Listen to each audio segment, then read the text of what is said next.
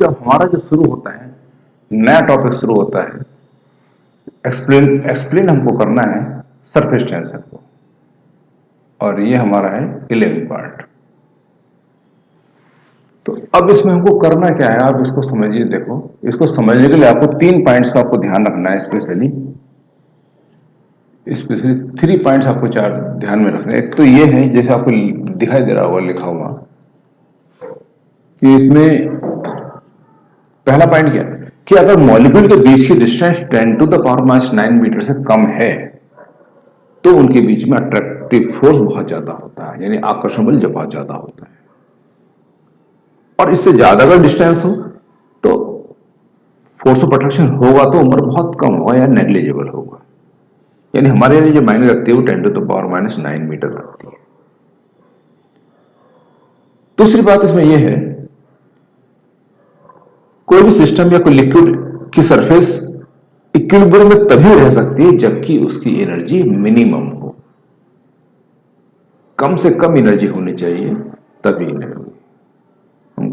ठीक है ना। और तीसरी कंडीशन क्या है कि जो सरफेस के मॉलिक्यूल होते हैं उन पर सबसे ज्यादा फोर्स ऑफ अट्रैक्शन वर्क करता है टुवर्ड इनसाइड, यानी अंदर की तरफ लिक्विड, यानी लिक्विड के जो मॉलिक्यूल है सरफेस वाले मॉलिक्यूल बहुत अच्छी सबसे ज्यादा अट्रैक्ट करते हैं। ठीक है। तो इन पॉइंट के बेस पर हम सरफेस टेंशन को एक्सप्लेन कर सकते हैं। तो इनको समझने के लिए सबसे पहले आप देखो 4 हमने स्फीयर डायग्राम में बना रखे हैं। जब अगर स्फीयर एक ही अगर हम बात करें, ये जो आपको दिख रहा है ए स्फीयर, तो ये देखो, ये जो इसमें ए दिख रहा है यहां पर, ये तो ये आपको दिख रहा होगा ए। तो ए वाला जो स्फीयर, इसमें सेंटर का जो पार्टिकल होगा, ठीक है ना, इसमें जो सेंटर का पार्टिकल होगा वो हर एक चारों तरफ के पार्टिकल से बहुत अच्छी तरह अट्रैक्ट होगा, कि ये सर्किल जो हमने रेडियस, सर्किल जो रेडियस वो 10⁻⁻⁹ मीटर है। तो सेंटर का मॉलिक्यूल हर एक मॉलिक्यूल को अच्छी तरह अट्रैक्ट करेगा अपने स्फीयर वाले अंदर, या फिर स्फीयर के अंदर जितने भी मॉलिक्यूल सबके सब एक ऐसा फोर्स लगाएं जिसकी वजह से मॉलिक्यूल ना तो ऊपर जाएगा सेंटर का, ना नीचे जाएगा। बस जितने मॉलिक्यूल नीचे से ए वाले स्फीयर में, मतलब सेंटर पे मॉलिक्यूल रखा है, अब सेंटर से ऊपर देखो तो जितने मॉलिक्यूल है उतने ही नीचे, उतने ही लेफ्ट में, उतने राइट में, तो वो हर तरफ से अट्रैक्ट हो रहा है, तो इसलिए कहां जाएगा, कहीं भी नहीं जाएगा, क्योंकि हर तरफ से इक्वल फोर्स वर्क कर रहा है। तो जो स्फीयर ए है वो बिल्कुल इक्विलिब्रियम में रहेगा या रेस्ट में रहेगा, क्योंकि इसमें नेट फोर्स 0 है। ठीक है ना। उसी तरह अगर स्फीयर बी में आए तो बी के सेंटर का जो मॉलिक्यूल है उसके चारों तरफ इक्वल नंबर ऑफ मॉलिक्यूल है, खाली स्फीयर के अंदर देखना है आपको। ठीक है। सेंटर के मॉलिक्यूल पर हर तरफ जब इक्वल मॉलिक्यूल तो उस पर हर तरफ से इक्वल फोर्स वर्क कर रहा है, या इक्वल और अपोजिट फोर्स वर्क कर रहे हैं, तो नेट फोर्स बी वाले जो स्फीयर है उसके सेंटर का जो मॉलिक्यूल पर वो भी 0 रहेगा, ना तो वो ऊपर जाना चाहेगा ना वो नीचे जाना है, वो पूरी तरह से बेस्ट है। सी वाला जो स्फीयर है वो पार्टली या थोड़ा सा बाहर है और बाकी रिमेनिंग पार्ट उसका अंदर, मतलब आधे से ज्यादा अंदर है। इसका क्या मतलब है कि ऊपर की तरफ मॉलिक्यूल कम हो गए, यानी सेंटर का जो मॉलिक्यूल है उसके लिए नीचे तो मॉलिक्यूल ज्यादा हो गए। अब नीचे के सारे मॉलिक्यूल क्या करेंगे, उस पर फोर्स लगाएंगे, तो नीचे मॉलिक्यूल जो ज्यादा तो ज्यादा फोर्स लगाएंगे। तो जो सरफेस जो सी वाला जो स्फीयर है उसका जो सेंटर वाला मॉलिक्यूल है उस पर मेन फोर्स क्या होगा, रिजल्टेंट फोर्स नीचे की तरफ काम करेगा, toward liquid, inside the liquid काम करेगा, क्योंकि ज्यादा मॉलिक्यूल है तो ज्यादा फोर्स लगाएंगे सेंटर मॉलिक्यूल पर।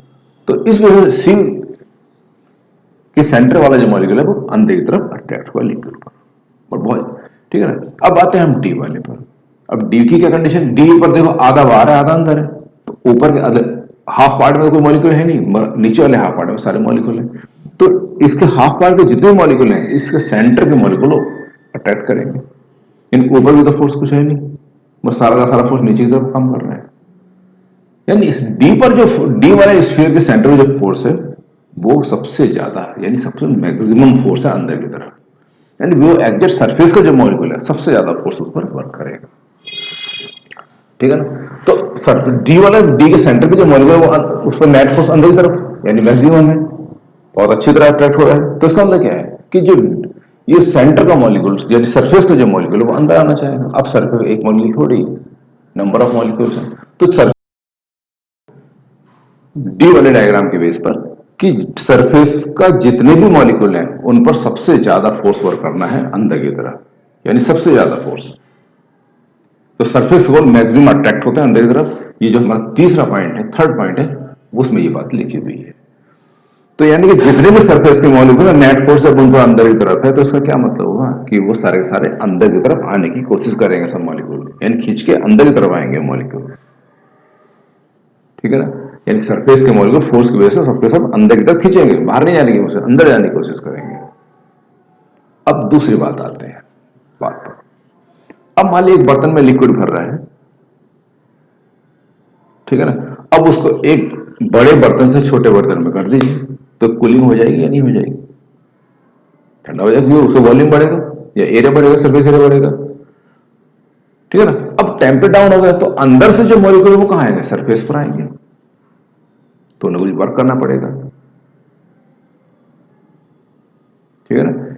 या फिर आप इस तरह से मान लीजिए एक लिक्विड है, लिक्विड में मॉलिक्यूल्स हैं, और मॉलिक्यूल लगातार लिक्विड के मॉलिक्यूल मूव करते रहते हैं। अब मूव करने में उनके काइनेटिक एनर्जी तो होगी। अब मान लीजिए एक मॉलिक्यूल दूसरे मॉलिक्यूल से टकराया तो अपनी एनर्जी उसको ट्रांसफर कर देगा। तो जिससे कोलाइड हुआ है मॉलिक्यूल, उसकी एनर्जी बढ़ जाएगी। अब उससे उसको लेकर, क्योंकि एनर्जी ज्यादा हुई है, तो वो किसी अगले से टकराएगा, अपनी एनर्जी फिर अगले को ट्रांसफर कर देगा, धीरे धीरे कहां पहुंचेगा? वो सरफेस से पहुंचेगा। यानी सरफेस का जो मॉलिक्यूल है उसकी एनर्जी कैसी होगी? सबसे ज्यादा होगी, कि वो तो पिटता पिटाता है, एनर्जी लेता लाता ऊपर ऊपर को आएगा, सरफेस पर आएगा। यानी सरफेस के जो मॉलिक्यूल है उनकी एनर्जी एनर्जी भी सबसे ज्यादा होती है। तो अब दो बातें आपको पता चली। जो सरफेस के जो मॉलिक्यूल हैं, सरफेस के जो मॉलिक्यूल, उन पर नेट फोर्स नीचे की तरफ काम करता है, और सरफेस के मॉलिक्यूल की एनर्जी भी मैक्सिमम होती है। और सेकंड रूल क्या है? क्योंकि कोई भी सरफेस इक्विलिब्रियम में तभी रह सकता है जबकि उसकी एनर्जी मिनिमम हो। तो सरफेस को मिनिमम, सरफेस की एनर्जी को मिनिमम रखने के लिए मॉलिक्यूल अंदर आने की कोशिश करेंगे। जिससे भाई ज्यादा एनर्जी के मॉलिक्यूल अंदर जाएंगे, और कहां जाएंगे? तो सरफेस मॉलिक्यूल एनर्जी तभी तो कम लेगी, सारे सारे दोबारा अंदर की तरफ भागे मॉलिक्यूल। तो तो सरफेस के मॉलिक्यूल अंदर की तरफ दो रीजन से आएंगे। एक तो एनर्जी को मिनिमम रखना है, और दूसरा उन पर फोर्स, नेट फोर्स नीचे की तरफ काम कर रहा है। तो दो रीजन की वजह से नीचे की तरफ आ रहे हैं मॉलिक्यूल। एक तो एनर्जी को मिनिमाइज करना है सरफेस के मॉलिक्यूल की, और दूसरा नेट फोर्स उन पर जो है वो भी इन्वार्ड है। तो इन दो रीजन की वजह से सारे लिक्विड मॉलिक्यूल अंदर की तरफ आना चाहेंगे। और इस जब सारे सारे मॉलिक्यूल जब अंदर आने की कोशिश करेंगे सरफेस मॉलिक्यूल, तो सरफेस पर एक टेंशन डेवलप हो जाती है। उस टेंशन को सरफेस टेंशन कहा जाता है। क्लियर बात?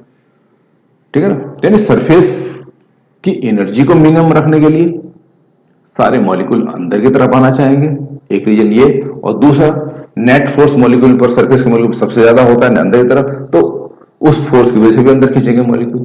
तो दो रीजन है जिसकी वजह से सरफेस पर टेंशन डेवलप होगी, और उसी टेंशन को हम सरफेस टेंशन कह सकते हैं। तो इस तरह से हम इसकी सरफेस टेंशन को एक्सप्लेन कर सकते हैं। ठीक है ना? जहां तक आपको क्लियर हो गया होगा, नहीं हुआ तो फिर बताइए एक बार, फिर दोबारा बताते हैं।